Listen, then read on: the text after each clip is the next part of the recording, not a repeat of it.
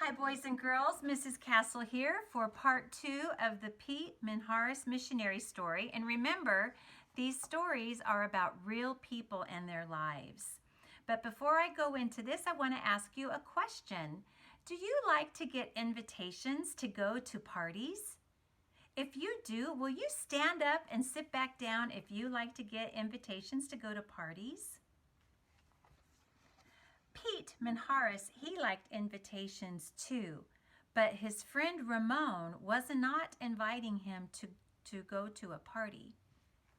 He was inviting Pete to join a gang. That's right. His friend Ramon said, "Oh, come on, Pete. You'll love joining and becoming a member of the Vadio Boys." The Vadio Boys was the name of the gang that Ramon was in.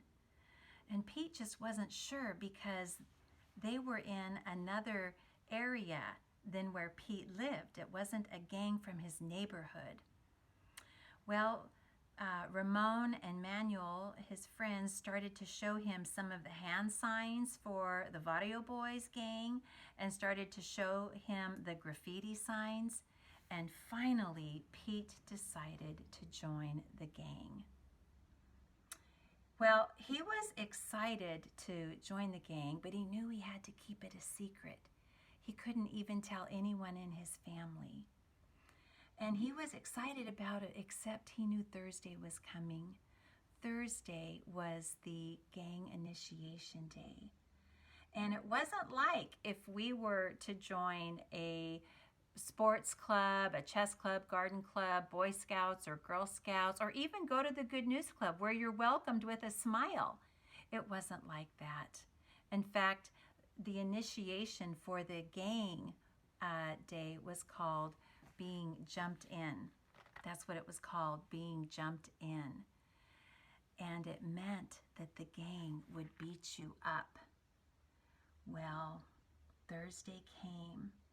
And Pete tried not to show his fear, but he went to the initiation, and sure enough, the gang started to beat him up. The first punch came to his stomach. He just closed his eyes, and he just tried to take it and not cry. And after 5 long minutes, he curled up in a ball. Every muscle was sore. He was kicked, hit. He was beaten up, but he was in the gang now. Pete was careful not to show his gang signs or colors at home. No one knew he was in a gang at home, not even his family, but they could tell something was different. He dressed differently. He got easily angry. His grades got worse. He was very secretive. Now Pete hung out with the gang as often as he could.